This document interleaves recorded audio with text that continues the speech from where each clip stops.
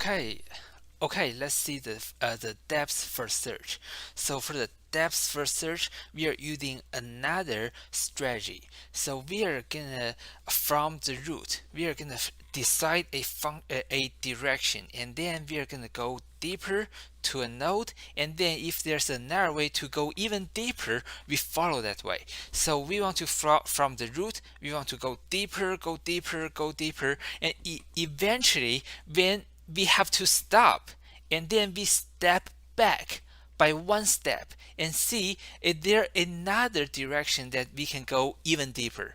And then if there's no way to go, we step back, and then we may step back again and see if there is another way that we can go deeper. So we also always want to pick a direction, and then we want to go deeper inside, unless we have to stop and then we do a step back. So this will be our strategy.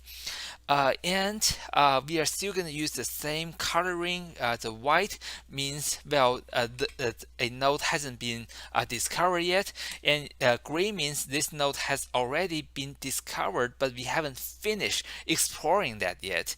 And then for the black, it means that node has already been finished visiting. Okay, and this is the node of the depth first search. The very first part on the left side. Okay, so the line 1, 2, and 3. Well, that is the first iteration that we color all the nodes to be white. And then for the pi, we have seen that before. The pi means the parent. So the parent of each node is set to be a nil. And after that, we will initialize a timer, and this timer will show us will keep help us to keep a record of the time on when do we start visit a node and when we finish visiting the node. And after that, and for each of the vertices u, and then if its color is white, and then we want to do a DFS visit, and this brings us to the second function. So for the DFS visit, and the first thing we want to do is we color that into gray, because we see a white node and then we start to visit that node, so we are going to change the color to gray. And after that, we increase the timer by 1 because we are visiting a new node. And for the DU, we are assigning the time to the DU, and DU means the discovery time. So it's keep a record on when the node is discovered. And after that, for each of the adjacent node of the current node U, if the node V is a white node, and then we are going to set U to be the parent of the V, and then we are going to do the DFS visit of the V. So this is a recursive process, right? And after that, after finishing visiting U and and V and all the adjacent nodes V, and then we are going to change the color of the U to black, and then we increase the timer again, and then we assign that to the FU, saying that is the finish time. Well, the algorithm itself might be a little bit dry, and before we move on and see the examples, I have to spend some time to discuss some of the details. So the number one question, will all vertices eventually be colored black? Okay, so you have to think about this. There is two iterations that we are trying to find all the white nodes. So the first iteration is here. So in this iteration, well, for each of the nodes, and if it is white, and then we will do a DFS visit. So this iteration guarantees that we will visit all the vertices in the graph G, right? And the second one, this iteration is visiting all the adjacent nodes of the node U. And then if the color is white, and then we are going to do a DFS visit. So there are two places. So for the one on the right side, it only visits the adjacent nodes of the current node U. However, the left side, we have an iteration that guarantees we will visit all the nodes in the graph. And so it is safe that for each of the white node, and it will receive at least one visit. And after we visit that, and eventually after we call the DFS visit, eventually that node will be colored black. So to answer this question, will all the vertices eventually be colored black? And rest easy. Well, the answer is yes. Well, it doesn't matter. We are going to create, if all the components of the graph are connected, or there are several isolated components of the graph. It doesn't matter. It will guarantee that we will visit all the nodes. Okay, and the second one, that is a fun question. I may need to use my pen again. So what is the running time? So if you see this one, that is OV, because we are visiting all the nodes, all the vertices, and then for each of the vertices we are visiting once, right? And this one, O1 for sure, and this one is another iteration, so that is a OV here. So we are going to visit all the vertices again. Okay, and then we have a recursive call here. So inside of this OV, there might be another time complexity of the DFS visit. So we have to figure out what is the time complexity of the DFS visit. So this is a O1 and O1, O1. And then for this one, if we are considering this graph to be a full one, and then the upper bound of the adjacent U, which is the iteration we are going to run for this for loop, will be for this part. This will be a OV.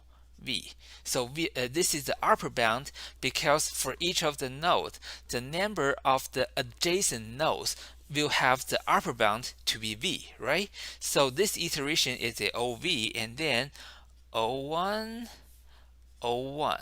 So if we add everything together on the right side, we will have a OV, and then plus 5, which will give us a OV, right? So this means if we move this OV to here, and this is a OV inside another OV, so we will have a OV square, and then plus O1, and then here we also have a OV, right? So OV plus OV square, and then plus a O1, so this will give us a OV square. Okay, so this is a very quick analysis. I would say this is the basic analysis of the algorithm, but it is not the tightest bound. We can't say that it's wrong, because OV square is indeed correct, but this is not the tightest bound.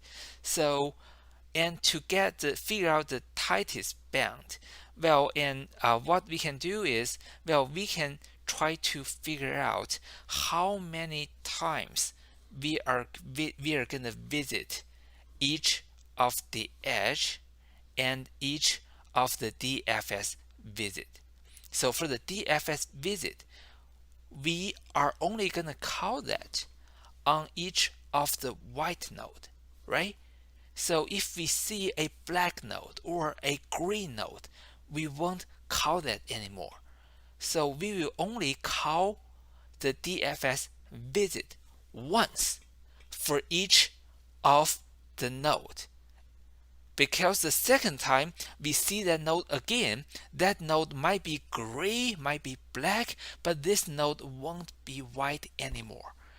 The point is, for the DFS visit, for each of the node, we will only call the DFS visit once. Okay, and then how about the edges? So for each of the edge, and then there are two vertices, U and V, for example. And then for the U, we may visit that edge, and then from the V, we may visit that again. This means, if it is an undirected graph, for each of the edge, we will visit that twice and twice only, right? So if we think about that, so for each of the v, we will only visit each of the vertices once, and then for each of the edge, and then we will visit that twice at most if that is a undirected graph. So if we want to add those two together, and then what is that? That is a OV plus E. Okay, so that is a tighter upper bound. So for this one, the upper bound is OV square, and that is not wrong, but that is not the tightest possible one. And the tightest possible one should be OV plus E. Okay, so that is a very dry analysis of the DFS algorithm, and let's take a look on an example. So we have a directed graph. Remember, this one is directed, and then we want to start the DFS from this node. So the first step, we see the root, and then, well, we remember we are using D and F. D is the time when the node is discovered, and F is the time when this node has been finished.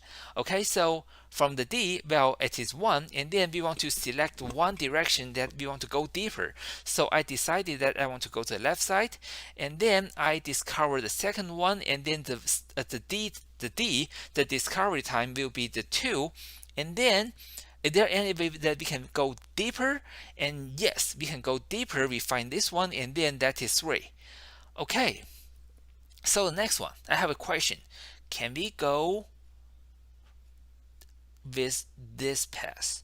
So can we go from here to the source vertex or to the root of the tree? So is this the right way to go?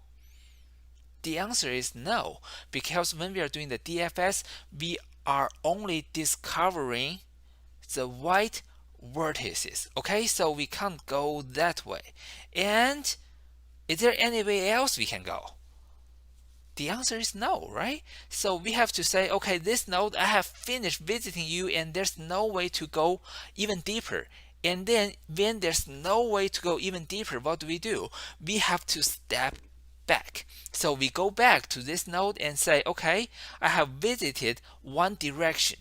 I have explored that all the way to the end, and then which way else can I go? And then I can go here. So I discovered a new node, and then the discovery time is 5. And then from this node, unfortunately, we can go nowhere. So we finish visiting that node, and then we come back again. So for this node, and we have no further way to go, so we have to color that black, and then we step back to the root, and then the root will show us a new direction to go deeper. So we can go here.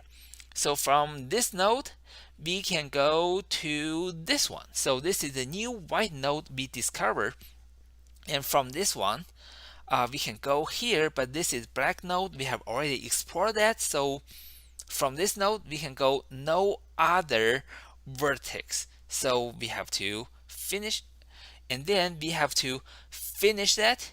And after that, we finish this one because there's no new white node, and we have finished this one. Okay, so this is the first step. We finish all the possible nodes starting from the source vertex. But are we finished? The answer is no, we haven't. Why? Because, well, here, for each vertex, U belongs to the vertex of the G, right? So there are still white nodes we have to visit. So even though here we have finished all the possible nodes belongs to this tree, we haven't finished yet because there are still 2 more white nodes. Say we want to start here, and then the start time will be a 13, and then we have to go this way, and that is the only white node we haven't explored yet. So the start time will be 14. We finish that one, and then we finally finish this one. So if this is a process that we can do a DFS, and well, if you take all the red edges, and guess what? You will have 2 trees. So the first tree has the root of this one, and then the second tree's root is this one. So we have two trees, and using those two trees, we can finish visiting all the nodes possible in this graph. Okay, so that's it, and we have a little bit more in this lecture, and I will see you in the next video.